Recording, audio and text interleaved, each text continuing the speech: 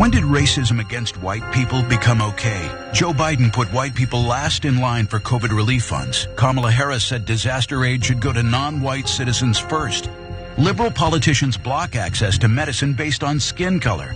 Progressive corporations, airlines, universities all openly discriminate against white Americans. Racism is always wrong. The left's anti-white bigotry must stop. We are all entitled to equal treatment under law. America First Legal paid for this ad. America First Legal airing that insane ad in parts of Georgia and Florida. Stephen Miller, one of Trump's advisors and a well-known white supremacist, is behind this particular ad, which, if you know anything about Stephen Miller, it's the most unsurprising thing in the world. But of course, it is full of lies. We like to provide the receipts, so we'll go ahead and debunk, decode everything that's in there. Before we do though, I wanna give you an opportunity to just knee-jerk reaction to that ad, Cenk. Yeah, just three quick things. One is none of it is true, but you need a press that is willing to be honest and say these things are true and these things are not true. If you hear this ad, you understand that you're listening to a goddamn liar. So hey, I guess the Republicans have decided to lie to you on purpose. So that's reaction number one. Reaction number two is I've never seen an ad that stokes racial fear and racial hatred as much as that ad does, all with lies. And then third thing I realize is like all the ads now are relatively diverse, right? So whether it's an ad for Coke or Nike or most political ads, even the Republicans will put in actors who are black or Asian, et cetera, pretending that those groups support them. That ad was all white, 100% white. Yeah. Obviously because of the topic, right? But the second thing that it's showing you is white people, the Republican Party is for you and you only. And so it's as bad as it gets. And will it get the kind of coverage we're giving it here? Overall, will people realize, hey, if I see this ad, I understand that the Republicans are the racist lying party? No, they won't get that at all. Tons and tons of people will believe this ad. Yeah, I mean, look, I remember anytime we covered a story involving police brutality or a story involving, let's say, a black family getting their home appraised for far less if the appraiser knew that they were black versus getting appraised for far more if the appraiser had no idea and thought the owners were white. Anytime we would cover those stories, right wing would get vicious about it and they would accuse us of race baiting when we're just reporting the news. Like, this is what is happening in the country. This is what you should know about. No, but they project every time they speak because race baiting is what they do. This is race baiting and it's based on complete lies. So let's go through each lie one by one. So the first part of the ad says Biden's restaurant relief program excludes white male owners. And then they have this poor guy, poor schlep, he's being denied, obviously. He's not getting any of that relief program money, right? Except, as we know, based on where all the small business money went to during COVID, a lot of wealthy white business owners got that money, but it doesn't matter, right? Like, this is a lie. So let's tell you what actually happened. So they cite an article from Daily Wire, which was written in May of 2021. On October 8th of 2021, Joe Biden did discuss potentially prioritizing COVID aid to small businesses owned by people of color and women. But again, they're excluding important context, okay? This is what Biden actually said, the exact statement. Our focus will be on small businesses on Main Street that aren't wealthy and well-connected, that are facing real economic hardships through no fault of their own. Our priority will be Black, Latino, Asian, and Native American-owned small businesses, women-owned businesses, and finally, having equal access to resources needed to reopen and build. So I think the full context is important. It wasn't Biden saying like, no, we're not gonna offer any aid to white business owners. Yeah, okay, so two things about that. Yeah. Remember the ad said it excludes all white male owners. Right. Excludes them completely. So first of all, that's 100% lie, and it's a lie on two fronts. As Anna pointed out, other than PPP, which actually went to, generally speaking, small to mid-sized companies, the first round of relief actually went to giant corporations that are run almost exclusively by white males, right? Now there's some minorities in there, but not a lot, okay? So, but the idea that they were excluded is hilarious. They got the overwhelming percentage of the money. They got a lot more money than small business owners did. And then when you go to the small business programs, PPP, etc. We've looked at those rules 1,000 times. Can white people apply? Of course. Can males apply? Of course. Did whites and males apply? Did they get PPP? Yes, 100%. So, but it doesn't have to be true. It just has to be like, hey, Biden said half a sentence that could be misinterpreted. Good enough, let's go. Yeah, then that's exactly what they did. And look, the reason why Biden wanted to prioritize the specific small businesses that he was referring to there is for good reason. According to data from the National Bureau of Economic Research, African American businesses saw a 41% drop in business activity from February until April of 2020. Latino businesses saw a 32% drop, and Asian businesses dropped by 26%. Female-owned businesses saw a similarly disproportionate effect with 25% decrease in business activity. That is in contrast to a 17% decrease white business owners have faced. But even so, Biden was just saying that rhetorically. This is what we say about Democrats all the time. They never mean anything anyway. So he didn't actually prioritize them in any way, shape, or form. I'm positive the PPP forms and every other aspect didn't even mention race. It wasn't like you could check, oh, I'm white male. Okay, you go to the bottom of the list. It has nothing to do with it. This whole thing is invented, including Biden's rhetoric about how he's gonna help blacks and women first. They never did that. They never did that. Okay. Now let's get to the second one, because actually before we get to the second lie, I need to give you some recent history, okay? So there was a devastating hurricane that took place in Florida, Hurricane Ian, if you can recall.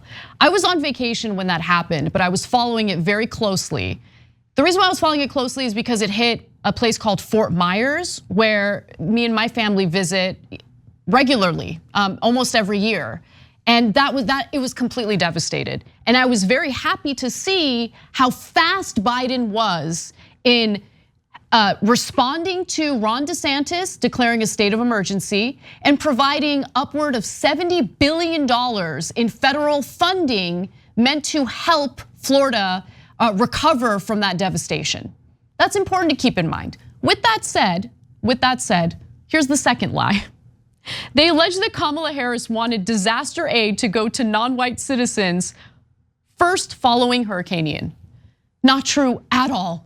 At all, not true at all. The assertion is also missing context. In reality, during a conversation on September 30th of this year, Harris was asked about climate justice generally and mentioned distributing resources equitably to help vulnerable populations, okay? So here's her exact comment. It is our lowest income communities and our communities of color that are most impacted by these extreme conditions and impacted by issues not of their own making. And so we have to address this in a way that is about giving resources based on equity, understanding that we need to fight for equality, but also equity. Not everyone starts out at the same place, and sometimes we have to take into account those disparities and do that work. I don't, so what did they want her to say? I believe that the federal money should further bolster the finances of the wealthiest people in the country. That's where I think the aid should go to first. I mean, I wouldn't be surprised if Stephen Miller genuinely thought that, okay? So what she's saying is, hey, let's not leave behind poor people, generally speaking, and unfortunately, disproportionately minorities in this country, when things like this hit. So she's not saying, you know what, finally, poor people are ahead of white people. Wouldn't that be amazing in America? But if you're poor, it doesn't matter if you're white or black, you know that's never gonna happen, right? Yeah. So when she asked for a little bit of equity and equality for everyone concerned, they're like, how dare you? By the Rich way, white people should be first. I wanna clarify something because this is important. When she made that statement, she wasn't even referring to Hurricane Ian either.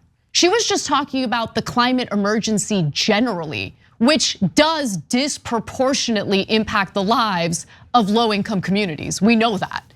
Yeah, and oftentimes they're the first to get wiped out. If you remember the Hurricane Katrina, of course, in New Orleans. Exactly. It wiped out the poorest areas first that were disproportionately African American.